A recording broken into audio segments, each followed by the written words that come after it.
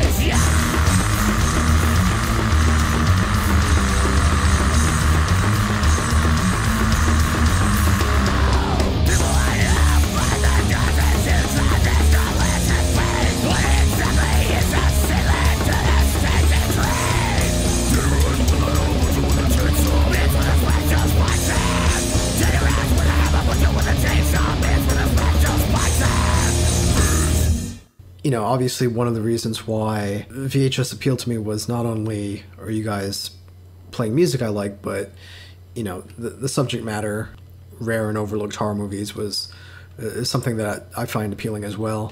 And in fact, I think our first interview was where you recommended Chopping Mall, which was a movie I hadn't seen at that point. And so I'm curious as to what, you know, we just got out of spooky season, and so you know, probably people have done their horror movie marathons and things like that already. But I'm curious as to what your viewing playlist was this year. If you saw anything that you liked, or if you have any recommendations for people. Yeah. So my thought was, I thought if I'm gonna be watching movies, let's watch a bunch of stuff that I haven't seen. So like my train of thought was like, I wanted to watch a lot of the newer series and newer movies that I kind of either missed or didn't want to watch, I guess, if you will. I'll admit that sometimes I'm a bit of a horror snob, and I kind of stick to like older movies and discovering like older like 80s movies I've never seen before, and like always looking for stuff from like those times. But this time I was like, all right, let's jump into like, I watched like all the Conjuring movies and Insidious, all the Annabelle movies, Sinister, Lights Out. It made me realize two things. It made me realize that I had missed out on a lot of movies, and that some of them actually were pretty good. Like the Conjuring movies, I really liked the first two. It's all like the kind of Annabelle sequels and stuff that kind of got a little lacking in quality. I didn't really care much for The Nun. Cool imagery, but the movie itself was kind of just, I don't know, not super good. Insidious I thought was pretty cool. Kind of interchangeable with The Conjuring in a lot of ways, but some cool jump scares, some cool like demon imagery, like lot of stuff to make it fun to watch at least. And Lynn Shaye's super cool. I like her in any movie that she's in. What else did I watch? Lights Out was kind of shitty. Had potential to be kind of creepy and cool, but just kind of felt like a cool idea stretched to an hour and a half, and it didn't really keep it interesting for that long.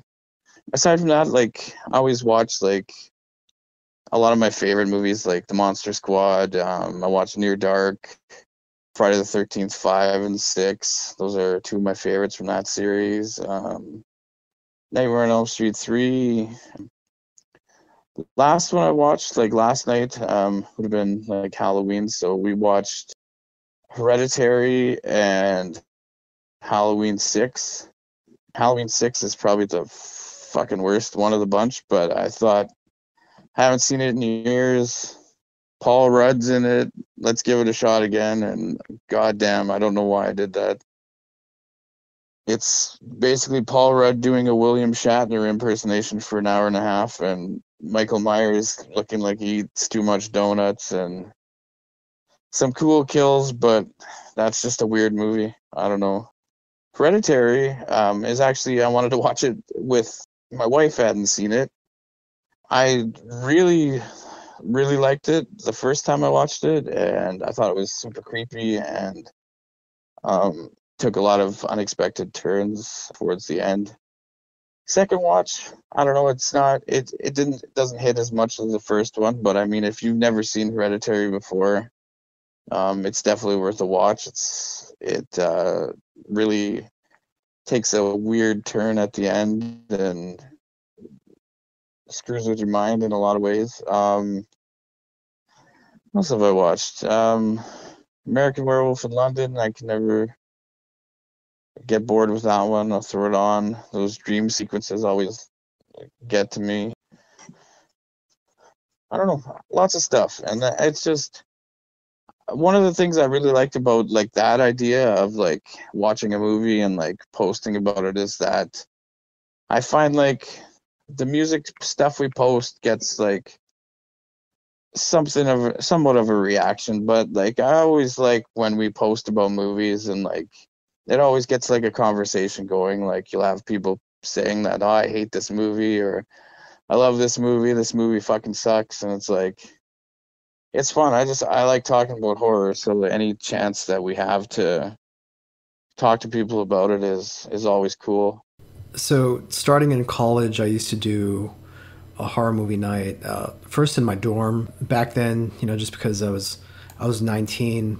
What we used to do was, or I guess what I used to do was, I used to play movies for 3 nights straight, starting on a Friday night, whatever the Friday just before Halloween was, and we would start at like 8 p.m. and go till 6 in the morning.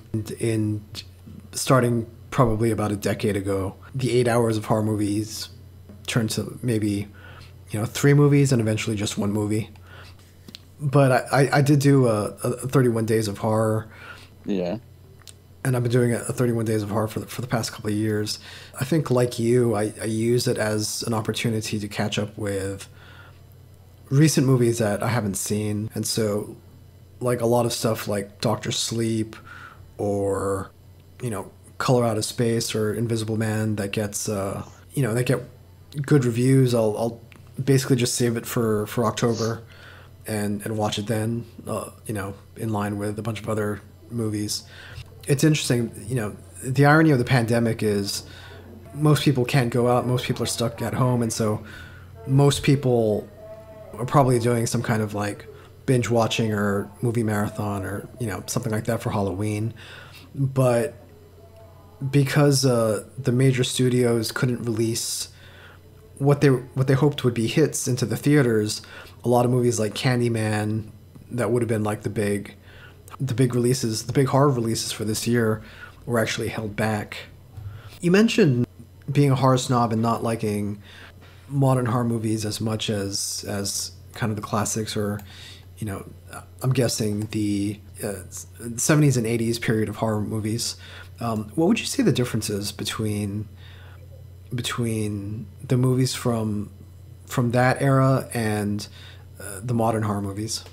I don't even know if there's that much of a difference, honestly. Like I think we hang on to like the 80s and the 70s and like kind of put them on a pedestal, but like if you think about it, like the reason why the newer movies are popular with people is because it still hits the same buttons that the original ones did, right? Like and even watching like all these newer ones, to me, is like it made me realize that maybe I shouldn't wait to watch them, because at the end of the day, I'm a huge horror fan, and like it seems stupid to me that I would like put off movies intentionally when they could have been movies that I liked, But I think we hang on to like the 70s and 80s and the 90s movies. I think a lot of it is just due to like familiarity. Like they're there's movies we've seen a million times, and like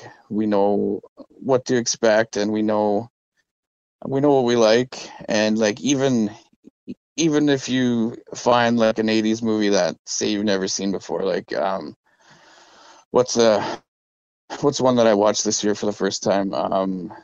Neon Maniacs was one that I've never seen before. That's an 80s movie, and it's like it's cool because you kind of know what's gonna happen. Like, you know how the story is gonna go. You know that there's gonna be cool music.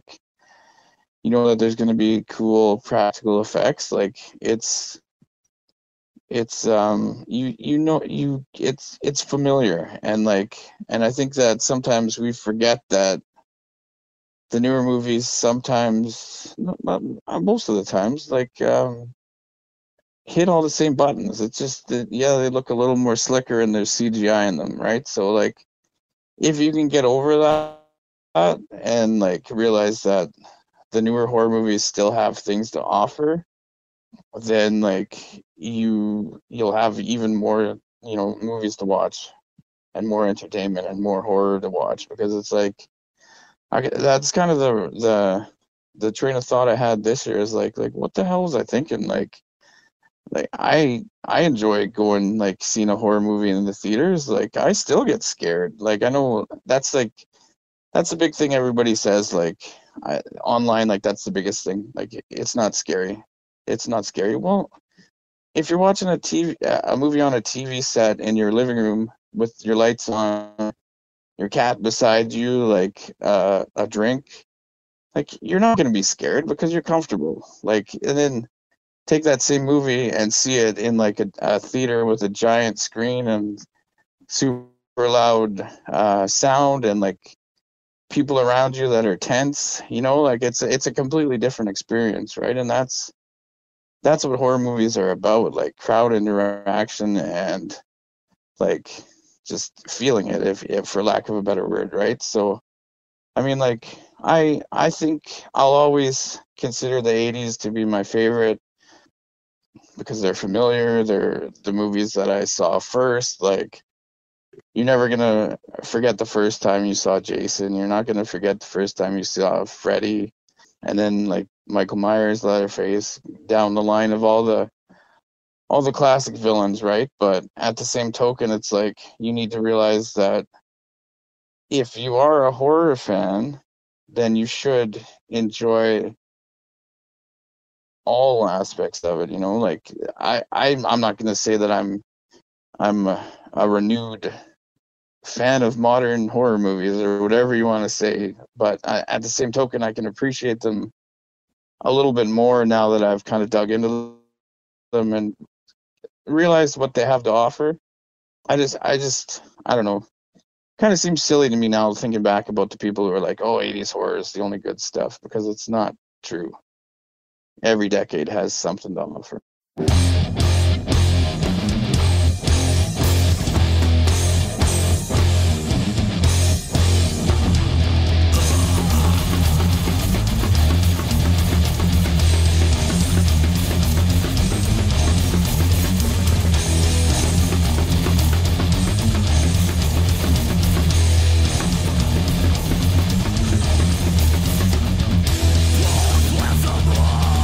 Your lips and seal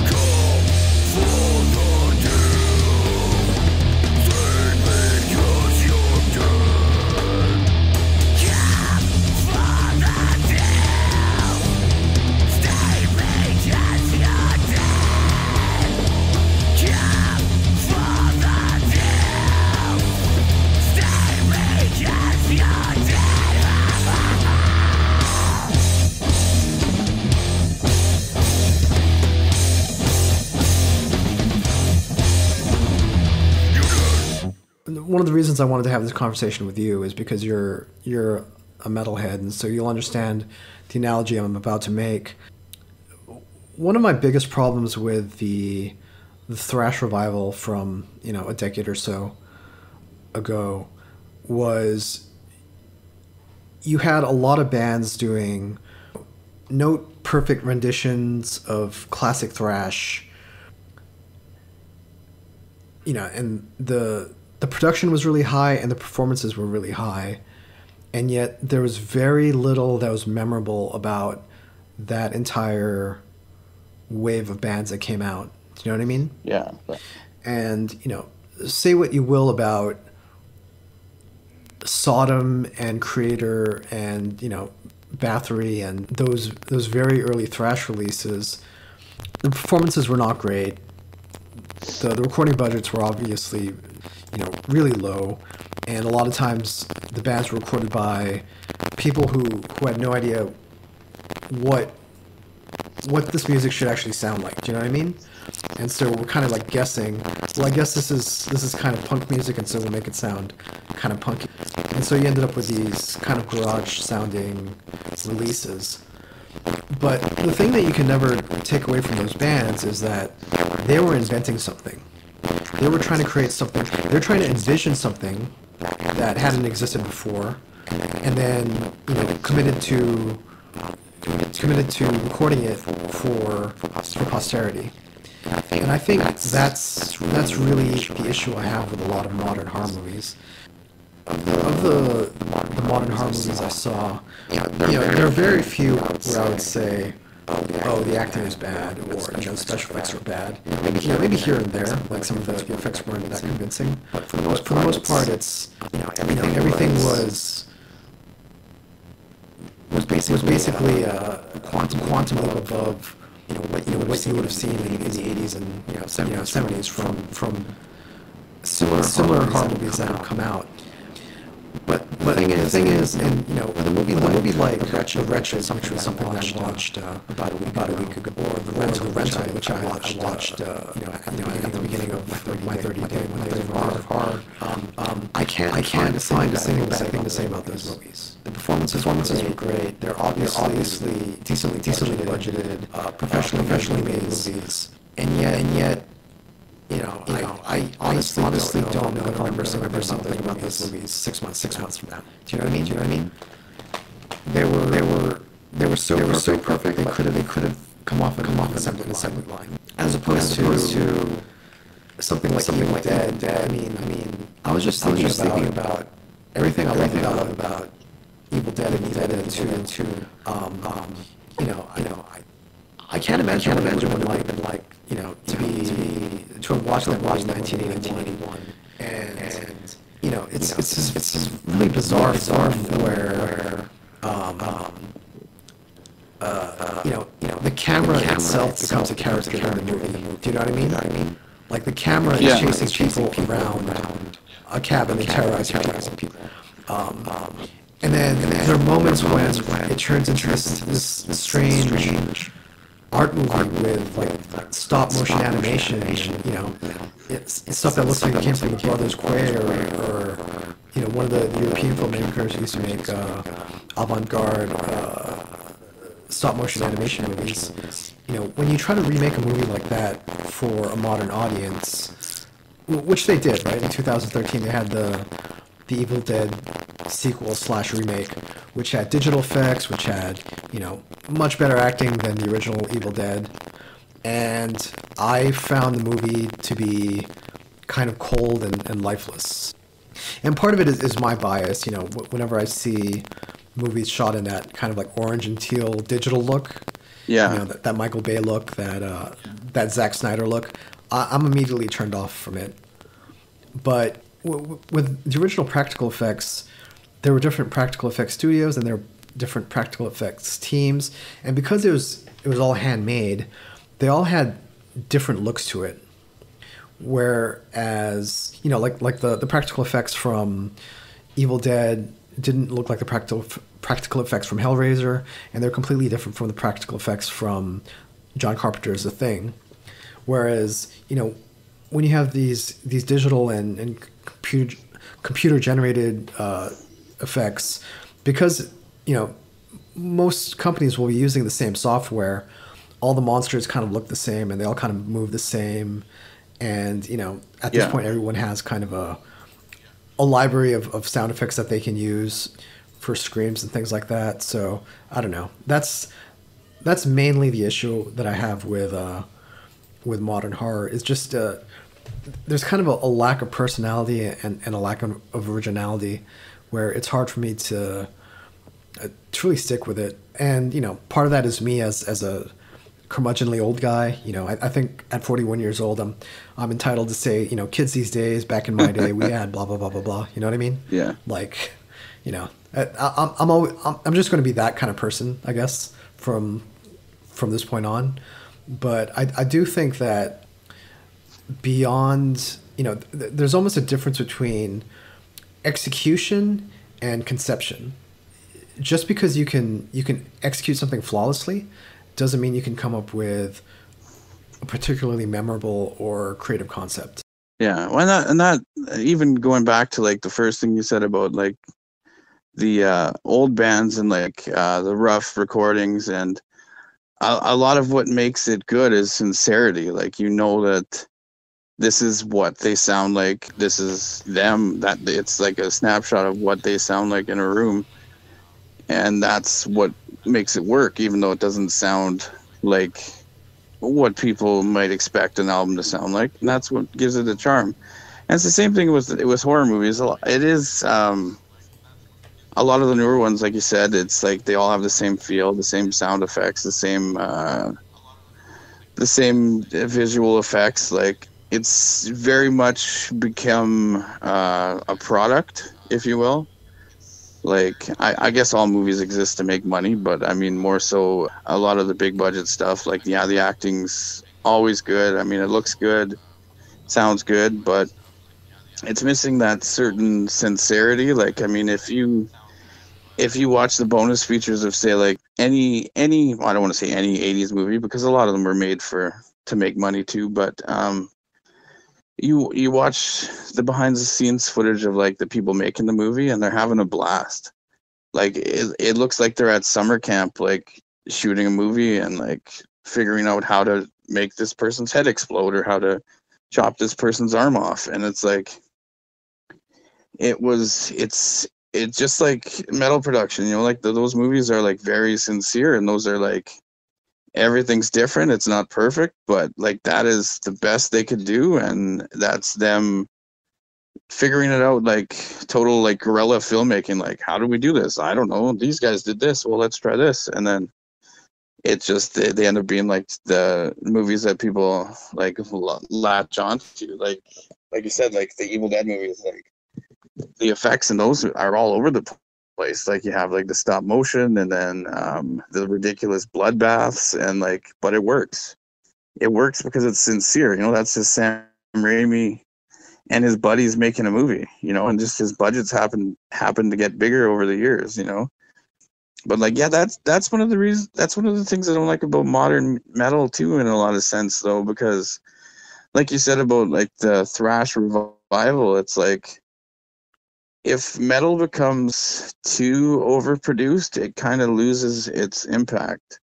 And I find a lot of like stuff on like I don't want to call out any record labels or anything, but like the bigger record labels like Nuclear Blast and whatever, like they have sounds and production styles and like graphics, like cover art that all fits into this nice little mold that people are used to. And like, I don't think there's anything more soulless than those albums. Like, there's nothing sincere about it at all. It's like, those are bands that are just recording music to have a product to sell. And then what's the point? You know what I mean? Like, if you're just recording an album so you can go back out on the road, then what's the point? And obviously bands aren't doing that right now, but it's just all very lifeless and soulless, and I don't like it. And like that, I can see that argument for like the newer horror movies too. That's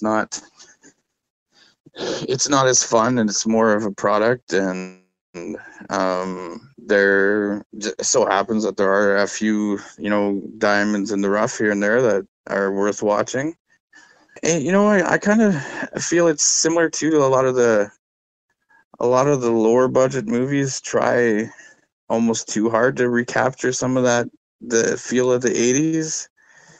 It's like, they dress people in like 80s style clothing and like just try to cheese it up as much as they can. And it's like, even that loses the sincerity, like, and that's, if somebody's making something for the right reasons, then it usually translates to either your eyes or your ears once you're consuming it, if you will.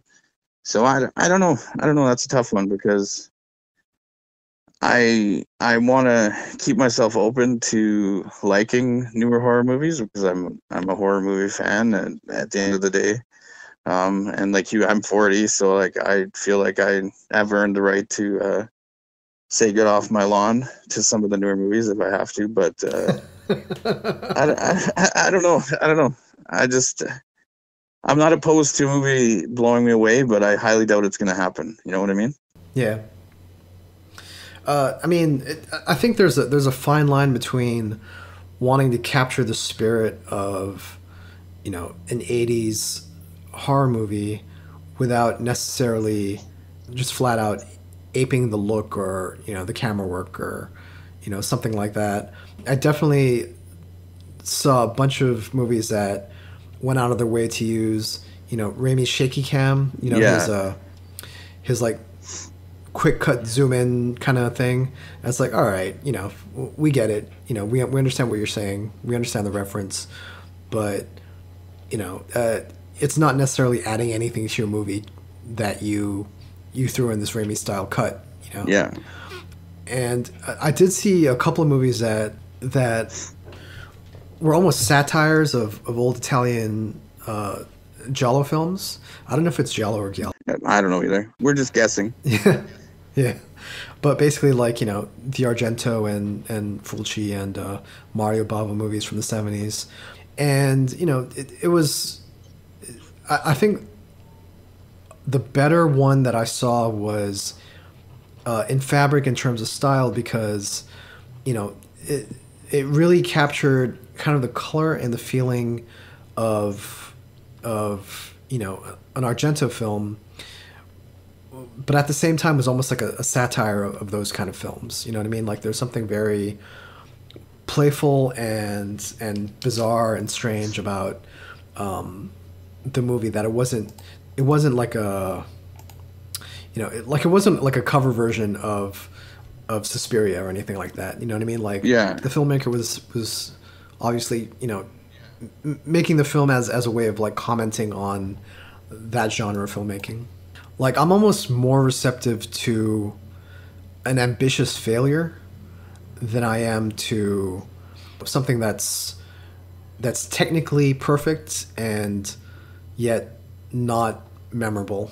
Well, and not, No, I was just gonna say that ends up like that whole sincerity argument, right? If usually you can tell if the person's into it and like for the right reasons and making it for the right reasons. And what movie were you talking about there? The Editor? The Giallo one? No, but I did love The Editor. I thought The Editor was really funny and really fantastic. No, the movie that I saw recently was called In Fabric. Oh, okay. Which is a British film that, and it's really more of a comedy than a horror movie in a lot of ways.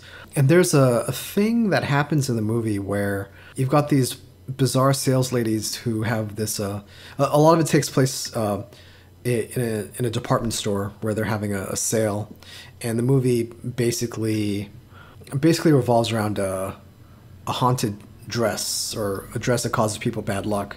But there's a very funny thing that happens with the sales ladies. Have this stylized way of speaking, where it's almost like somebody took a foreign language and ran it through Google Translate, and so you end up with these bizarre turns of phrase. I don't really know what the intention was behind why those characters speak like that, but I think part of it may have to do with the fact that, those old Italian movies, almost all the performers were non-native English speakers.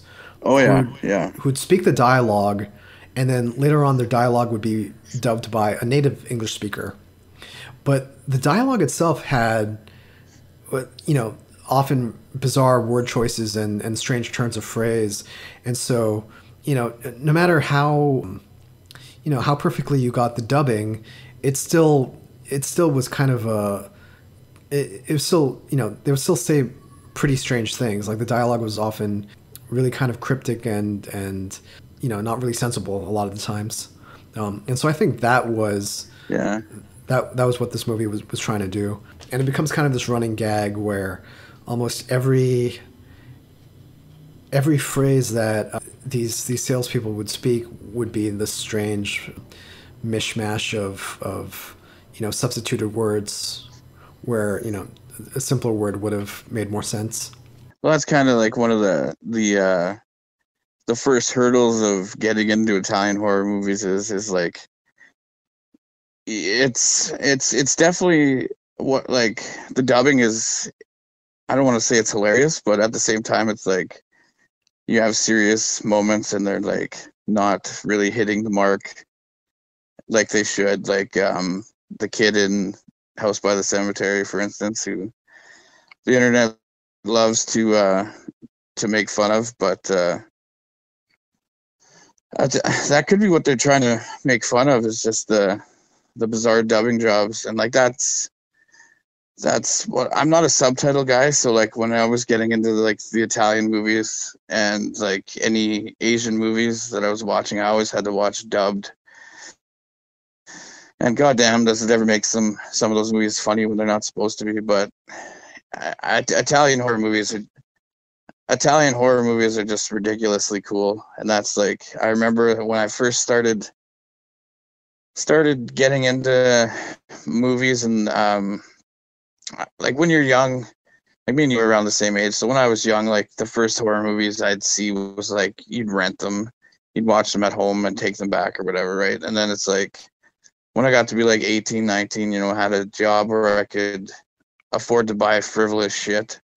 Like I'd always head to, we had HMV would have like those Anchor Bay, when Anchor Bay first started re-releasing like Zombie and New York Ripper and like all the Fulci and Argento stuff, and I'd get those, and then I would always scour like all the like pawn shops for VHS tapes when those were still a thing that they would sell. And I remember that's where I saw Burial Ground for the first time. I bought that one, and that was a super weird eye opener. That one, I'd never seen anything like that. Like super violent, super bad acting, but the dubbing was just like, holy Jesus. And I still love that movie to this day. Like the zombies are, never seen any zombies like that, and you can't go wrong with the nipple biting off scene either. That one threw me for a loop when I saw that. I'd never seen anything like that before. But yeah, Italian horror is definitely an acquired taste, but it's awesome if it clicks with you and you really like dig into stuff beyond like Fulci and Argento, like get into like all the giallos and like even like the Mad Max post-apocalyptic ripoffs that they did, or even like the sci-fi. Like that's one of the things that really makes me laugh about Italian movies, is the fact that it basically, in the 70s, I guess it would have started in the 60s with like Bava and stuff, but it basically was mostly created to have like Italian versions of what the US was doing. So that's why like after Dawn of the Dead, that's why Fulci did Zombie, like, and like it was kind of all made to capitalize on like US movies, and like, but they took them in such weird directions that it was like, Zombie is so much more than just a Dawn of the Dead ripoff. It's like, it's setting is completely bizarre. It's the violence is just super over the top. The music is awesome, and it's just like you don't forget the first time you see a Fulci movie, or you don't forget the first time you see an Argento movie. You know, like those really stick with you. And I guess to a certain extent, Lenzi as well. But like, I was always like big on Fulci and Argento for sure.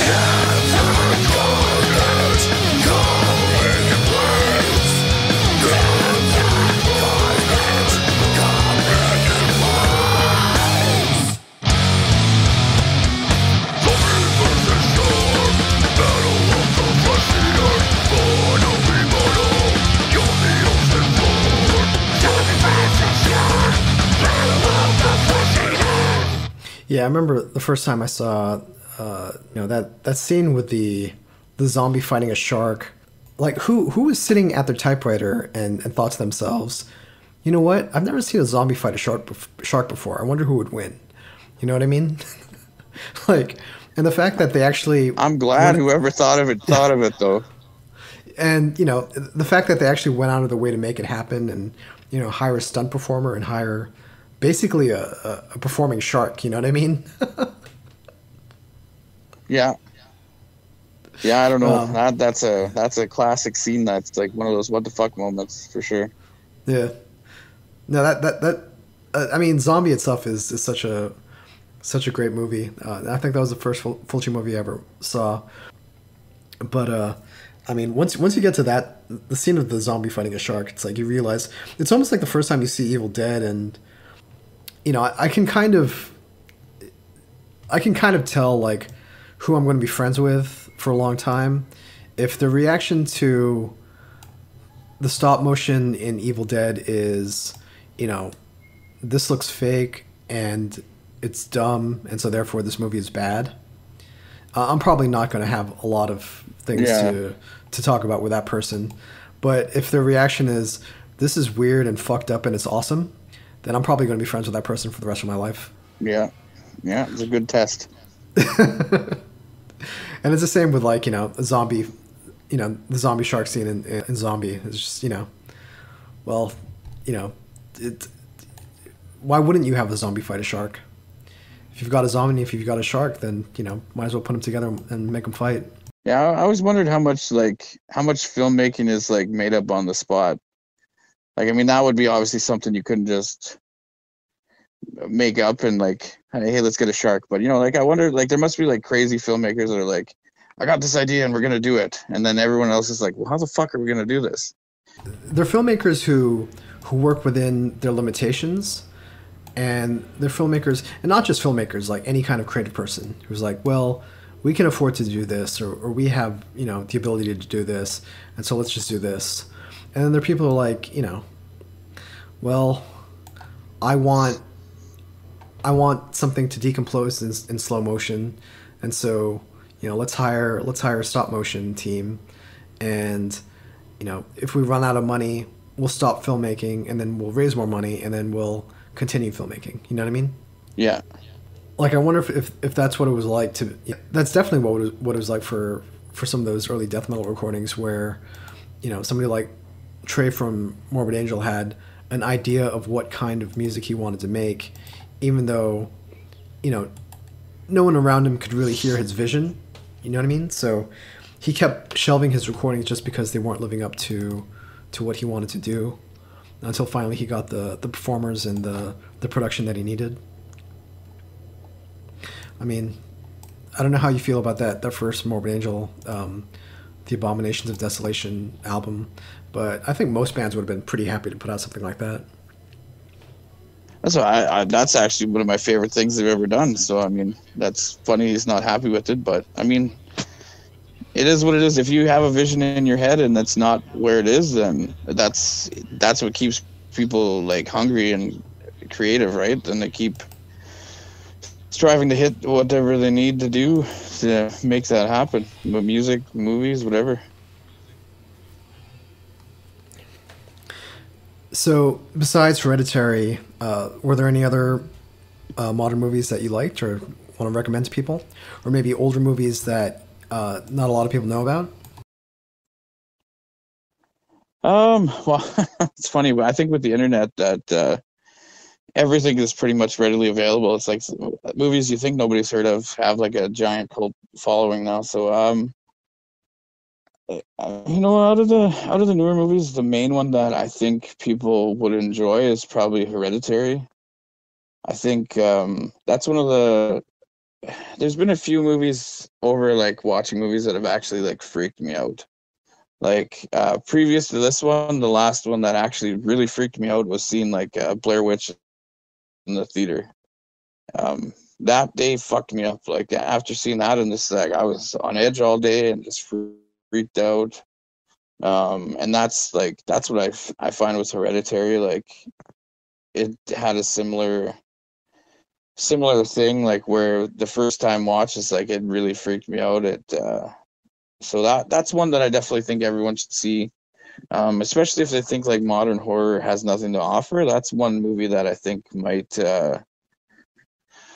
make people rethink that train of thought. I mean, I know a lot of people don't like it, and a lot of people kind of I find a lot of people that saw it after the hype, like after everyone hyped it up to be what it is, don't enjoy it as much as the people that went into it without the hype behind it, if that makes sense.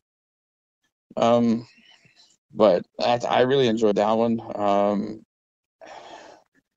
As far as unknown movies, I don't know if I'd say any unknown movies, but I think people that like slasher movies should probably dig a little bit deeper than like just Freddy and Jason. There's some great movies like The Mutilator, The Burning, The Prowler. I see a pattern developing here. Like Madman. There's a really cool Canadian movie from the 80s about a writer called Deadline that has some really cool scenes in that. That one just got a re-release on Blu-ray, I think, last year. So that one's worth checking out.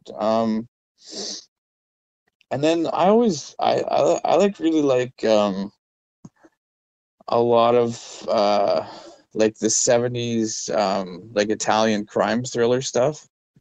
Umberto Lenzi did a lot of stuff like that. My favorite one of that is Violent Protector or Violent Protection. I don't know.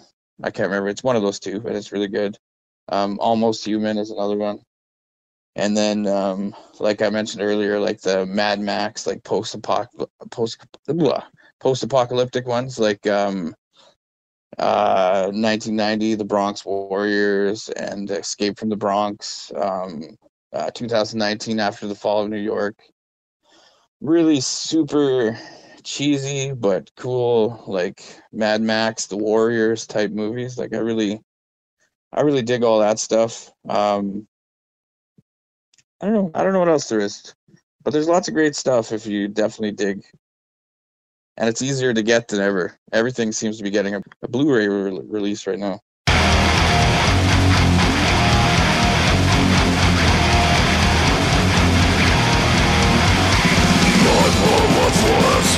Was beautiful.